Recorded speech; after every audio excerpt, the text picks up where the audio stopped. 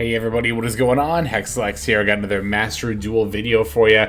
So we are just a few days away from the December 5th update, or at least at the time that I'm recording this, which is the 2nd. And that'll have the ban list, and I think it's reasonably likely to assume there's going to be a pack then as well. I really wish Master Duel would announce packs sooner than like 2 days before they come out, but whatever, not much you can do about that, unfortunately. But I decided to get some Mathmech gaming in just before that update drops. Not really doing too much out of the ordinary with this list, honestly. This is pretty much going to be card for card, like exactly the 40 card main deck and the 15 card extra deck that I've been on for quite some time, although there is one notable difference that you may notice in the extra deck. And that is that we have a Firewall Dragon Dark Fluid Neo Tempest Terahertz. That is Royal Rare. So I did end up kind of grinding out for this one, although I got really lucky, as I kind of tend to do when getting Royals. I only had to spend, I think it was about 1,200 Super Rare Dust total. That's including what I got back from, disenchanting extra copies. I think all in all I crafted, let's see, it would have been...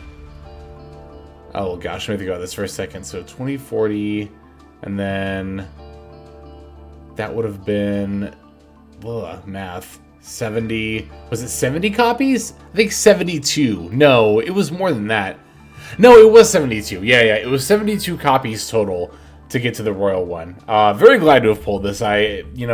I've played Mathmech for a very long time. Mathmech was actually the first deck that I topped a big tournament with. The second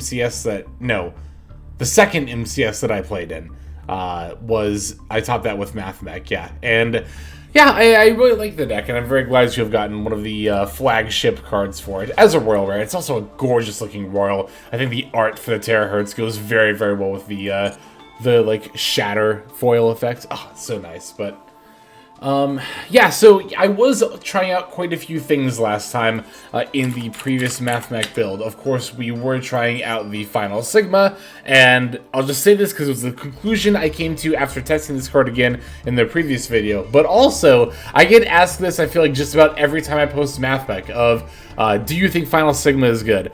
No, I really don't. Not in like a regular pure Mathmech deck. I mean, yeah, it's another way to OTK, but we're like spoiled for choice on that already between Terahertz and Update Jammer Access Code, which are much less cumbersome than the Final Sigma. And no, because we did actually try this, I don't think that the DPH Gendamore makes the Final Sigma any better. Now, in the previous video, again, where we tried Gendamore plus Final Sigma, I did speculate that Gendamore might be worth playing even without Final Sigma as a potential replacement for the Mathmech Multiplication. But as you can see, we still have Multiplication in the main, and Gendamore is not in the extra deck. So there's a couple of reasons for this.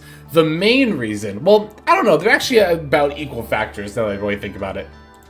What I was going to say is the main reason is that the Gendamore effect only works when you battle an opponent's monster. Now, you might not think that's a big deal because you're like, oh, well, okay, so if you can't Terahertz for Gendamore for an OTK because you have to attack directly, then you could just go for an, access code with the Update Jammer OTK, right?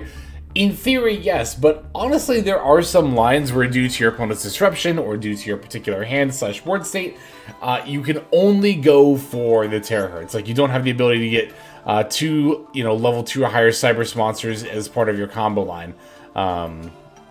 And that, in that case, I actually have had games like that where I wasn't able to OTK.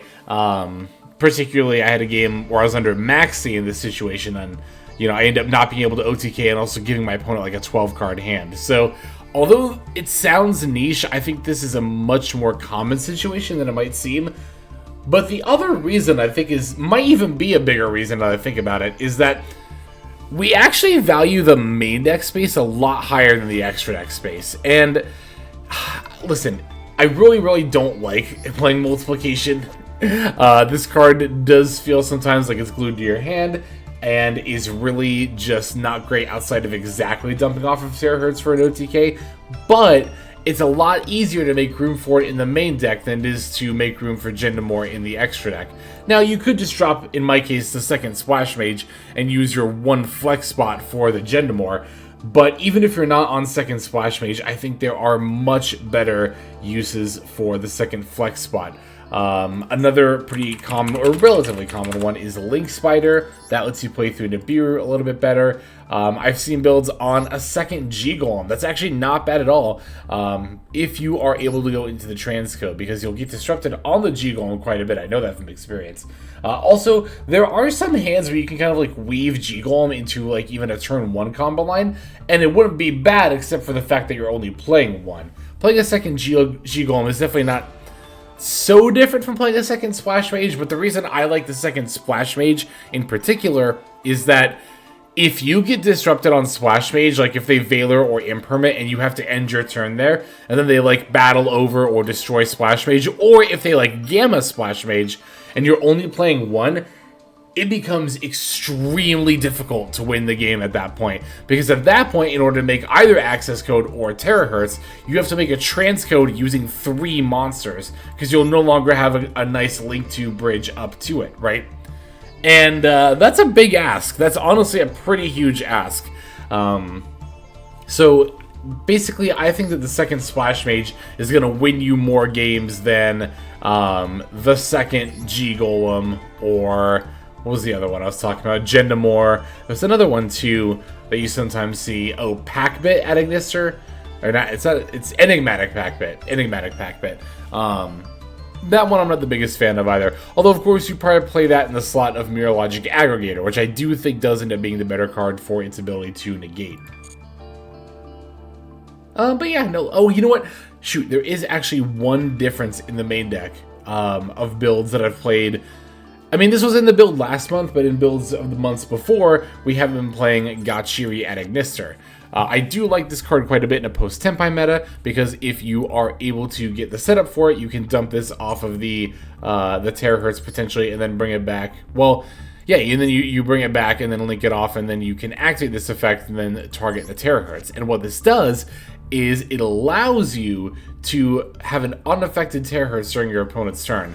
Terahertz, of course, is great against Tenpai, and of course, as a result, is great in this current meta for its ability to negate any monster effects activated by your opponent during the battle phase. So, if you have a Terahertz that was made using the Gachiri, then you are good to go against Tenpai. They really cannot do much of anything to you because they are unable to activate monster effects during the battle phase, and the card stopping them from doing that is completely unaffected by activated effects. So, pretty good way to out a very popular deck. That makes this deck naturally a pretty good call for the meta. Even if you're not playing the Gachiri, just having the Terahertz up is a natural roadblock that the Tenpai deck is going to have to overcome. So, yeah, I think that's going to go ahead and do it for the list. And again, it's like the same list we've been on forever now. I'm not going to bother breaking it down card by card. We're just going to go ahead and move right on into these games.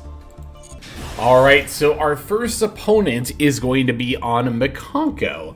So we actually lost this coin flip, but our opponent chose to let us go first, which of course my first thought was Tenpai, but I mean, there's Mikanko, there's Ancient Gear, I mean, there's still niche things like Cyber Dragon and Numeron even. It's funny.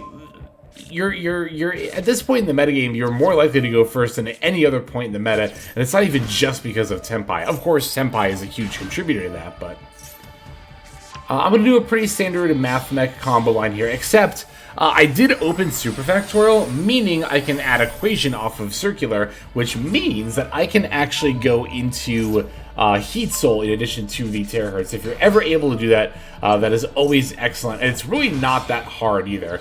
You really just need one extender in addition to your one-card combo line. The one-card combo lines for this deck are, of course, Circular, Sign-Up Mining, or Small World to Search Circular, and then Firewall Defensor. Dotscaper is also technically a one-card combo, but it only goes into Terahertz. It does not set up this Mathmech line in addition to Terahertz. So it's 11 full one-card starters with the 12th mini one-card starter, if you want to refer to it that way. So the way that you get the extra body here, by the way, because we have the Mathmech equation, right? The way that you get the extra body is actually by making Link Decoder. And fun fact, if you're doing the circular, like the standard one-card combo line, and not making an extra, Heat Soul, then you actually don't want to use Link Decoder at all, because then you'll end up with a random leftover body, right?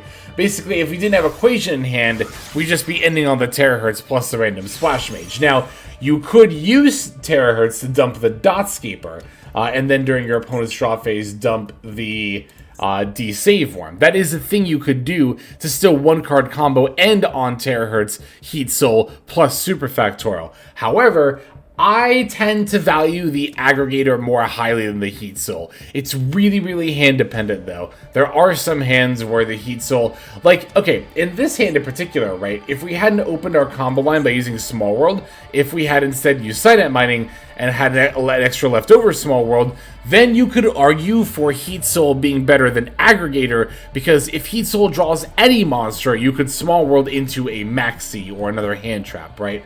That's just one example of a case where you might want to go dump Dotscaper instead of dumping Aggregator during your opponent's turn. But again, here we have the extra extender, so we get to kind of have it all. We can make the Heat Soul and then still dump Aggregator during the opponent's turn. Drawing Cross-Out Designator, I'm like, sure. I set all 4, including the Small World, just for like maximum intimidation factor. I kind of want my opponent to think I have like the absolute nuts here, which I'm not like that far off, so...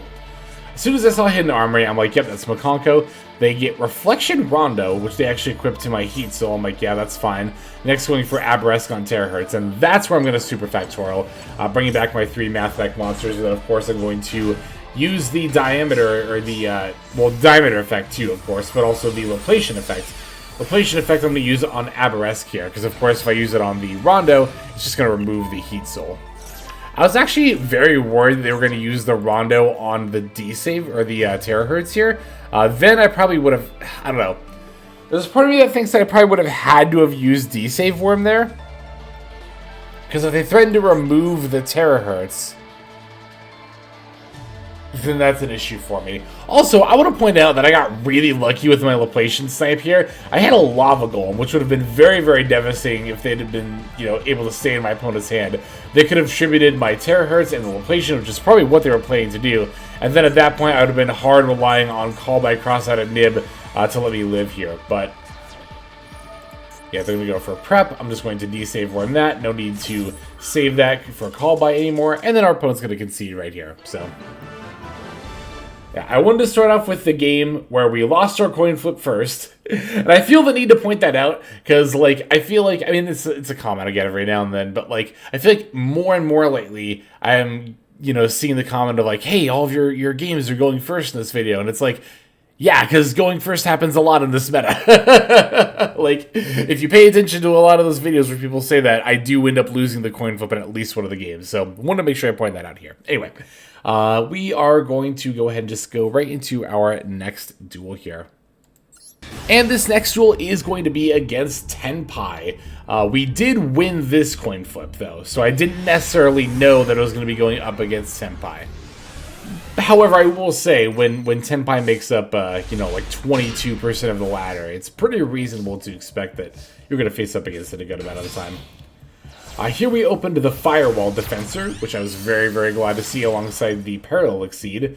So I'm going to go for that instead of using Small World here. I think a lot, not a lot maybe, but there's a good amount of players that would just shotgun Small World and try to go for Circular, but I would rather save Small World for if I need to use it later, possibly as an extender.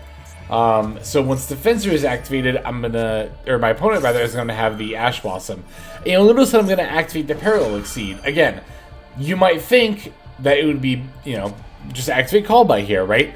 I think there are a lot of players who would have just naturally led by activating Small World, and then would naturally, in this situation, use the Call by against the Ash Blossom. But we actually don't have to do either of those things. One, again, because we have plays without Small World. Two, we have the Parallel Exceed, meaning that we have plays even through Ash Blossom. So I'm going to save my Call by for a potential follow-up during the opponent's turn, or for another hand trap during my turn even. But Call by is very good as disruption in its own right. Now here we get to triple attack looking at our opponent's hand. It was Shundra, Heavy Storm, Prosperity, Sangen Summoning. This actually had me stumped for a moment. This is not the most obvious triple tack choice in the world here. There's honestly a solid argument for each and every one of these cards. However, my choice that I end up picking is the Shundra. So the reason that I took that card, and the way that I often think about what card to rip with triple tack, and if you ever get stuck, this is how I like to do it. I like to think in reverse order of the priority of cards I want to hit, right? What I'm saying is, I think about the cards that I definitely don't want to hit. I thought about it for a moment, and I was like, you know, I don't need to hit Heavy Storm, because they're just going to threaten to Heavy Storm by Super Factorial, which I can just chain in response. I don't really think Prosperity is a good rip here, because Prosperity could represent just about anything, which you might make for an argument to rip it, but at the same time, they have two pieces of, you know, abilities to make plays here. Now, if they had, like, all hand traps plus Prosperity, or, like, all board breakers plus Prosperity, then I might be a little more tempted to rip it, but here, not so much. I thought about Sangen summoning, but really, Shundra is both a starter and an extender here, making it kind of the most obnoxious card. Plus, I can just potentially use either Super Factorial, or rather, Laplacian on the field spell when activated, or even Laplacian's effect, rather Diameter's effect on Laplacian, you know what I mean, to negate when they activate the Sangen effect. So that's why I ended up picking Shundra there. But that was not obvious. There was a ton of arguments there as far as like what card to pick in that hand. Moreover, we also know now they don't have any more hand traps. So Heavy Storm, Sangen summoning Prosperity. Yeah, I feel pretty good playing into that hand. Yeah, here doesn't really matter what we tribute for the Alm version, as long as we keep the circular on the field. That way, of course, we get the Super Factorial Search. Gonna make a Splash Mage. I really would have liked to have been able to use Sigma's Graveyard effect here, but there's really not a clean way to do that. I guess, to be fair, that also would have put me on not enough Mathmech monsters in my graveyard, to be fair. We're already gonna have to dump Diameter with the Terahertz as is, which is fine. If you have to do that, you have to do that, but...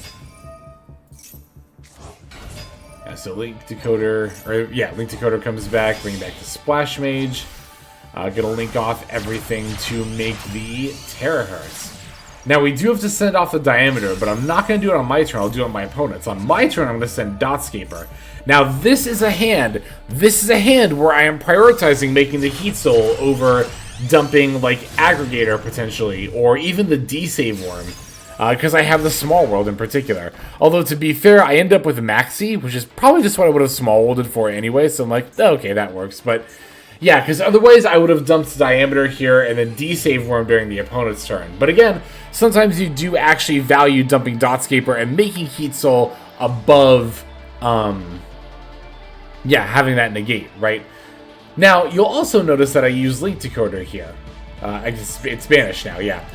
Normally, like I said before, I would not make Link Decoder if I was just doing a one-card combo line. The only reason I made Link Decoder here is because I was planning on going into Heat Soul. Sometimes you do have to make Link Decoder to make Terahertz if you get disrupted, but that's like its own kind of whole separate thing. Anyway, going into my opponent's turn here, I'm going to Chain Link 1 Heat Soul, Chain Link 2 Terahertz. Definitely want to do it in this order because I still need to dump the Diameter from my deck. There goes that. Heat Soul's going to draw us into Firewall Guardian. Sure, whatever. Opponent leads with Lightning Storm. That looks really bad because remember they have Heavy Storm too, but we have the Firewall Defensor to protect the Terahertz. So I'll simply chain Super Factorial, and I even chain Callby here. Oh, and I throw out Maxi. That's actually very unnecessary because we literally know our opponent's last two cards. It's Prosperity and Sangen Summoning. And it really doesn't even matter which one I hit, right? If I hit Prosperity, then they have Sangen Summoning, and they can't do anything with that card by itself. If I hit Sangen Summoning, then I can just negate the Prosperity with either Diameter or... well, no, not D-Save because I didn't set it up. I negate it with Diameter, and then we're good to go. And yeah, I mean, that's pretty much just going to secure lethal here, because that doesn't even factor in the fact that, you know, they would still have to somehow play through the Terahertz, which of course they can't do with any of their Tenpai stuff, because they cannot activate monster effects during the battle phase. Alright, got one more game left here. Let's finish off with that one. And this final duel is going to be against a Hero deck. Yeah, Hero, I didn't see Hero too much when I would play in like diamond and ladder. Well, I guess I'd see it every now and then, to be fair. It's not like I would never see it. But, yeah, another phenomenal hand here, honestly. Well, okay, it's actually not phenomenal, but it's not bad either. Firewall Defensor, of course, as mentioned before, is a one-card combo line. The diameter in hand is, like... It's both bad and good a little bit. It's not really that bad, though. Basically, ideally it would be in the deck and it would simply dump it off of Terahertz. However, because it's in hand here, I actually get to summon it off of the Almbertian. That doesn't mean I have one less card in hand, but that also means that my Terahertz dump is now freed up to be used for Aggregator. So, there's like pros and cons to it. Yeah, so like I said before, I can summon the diameter from hand, just get that into the graveyard. We're going to link that off with the Splash Mage. Yeah, so here I'm not going to make Link Decoder because I'm not planning on going into Heat Soul, and I don't need the extra body in order to make Terahertz. Yeah, we're just going to make the Terahertz here with those three, and then we'll use it to dump off the D-Save Worm, because again, everything's already set up in the graveyard. We can just set 3 and pass. It's so good. So good. Alright, opponent leads with A Hero Lives, which we are going to Ash Blossom. I definitely want to save the D-Save Worm for Call By. Although, to be fair, I do also have the Cross Out potentially for Call By, but I would want to activate my own Call By first. So we're going to Vion dump Shadow Mist, which is the perfect opportunity to activate Call By. You'll notice, too, that I'm using, like, more, I guess, specific or targeted negation before using the more generic stuff, right? Like, yeah, there's a number of things I could have done against A Hero Lives there. I could have D-Saved Wormed it, I could have let it resolve and tried to hit, you know, Chain Superfactorial or whatever, but Ash Blossom, it was at its best against that A Hero Lives. I think Call By is going to be at its best against this Shadow Mist. Sometimes when it comes to using the strongest response, that doesn't mean using the card's strongest response in a vacuum. It means the card that will be at its strongest if used at that particular point in time. So the Call By on the Shadow Mist is especially great, because it not only denies them the Shadow Mist effect, but now they don't have a card to banish for Vion. They're going to go for Poly here, and I'm going to D-Save Worm it. Again, if they have a Call By, I can simply use the Cross-Out Designator on it, so I'm not really worried about that anymore. Although I do think after this point, I am just going to flip up the Superfactorial, because I would like to get my Diameter's Omni-Negate online. I also want to get this Vion off the field before my opponent does end up getting a hero monster into the graveyard. Just seems like a great time to activate it right now. Alright, Laplacian coming down. Laplacian effect's going to activate here. And I actually end up ripping the triple tack, which is especially brutal and going to cause my opponent to concede, you know, right away here. But the funny thing is, like, yeah, that's brutal because my opponent was probably trying to bank on somehow using that to be able to come back. But it wouldn't have even mattered, not only for Laplacian's Omni-Negate, but actually for the Cross-Out Designator I had said. I could have used that on the triple tack. So my opponent had, what, like, was it 2 or 3 other cards left in hand? Either way, we actually had, so let's assume they didn't have the triple tack, and I think they had 3 other cards in hand? I think. It might have been 2.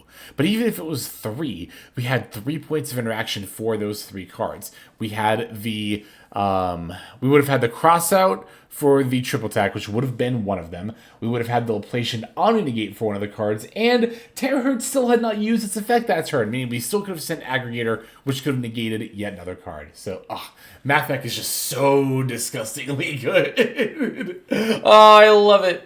I love it. It's so good. But that's going to go ahead and do it for this video. Thanks so much for watching. Why don't we go ahead and move now to our outro. Hey everybody, Hexlex here. Just want to give you a huge thanks for watching all the way to the very end of the video. Believe it or not, that is actually one of the best ways that you can support the channel, is by watching the videos in their entirety. But there are many ways in which you can support the channel if you are so interested.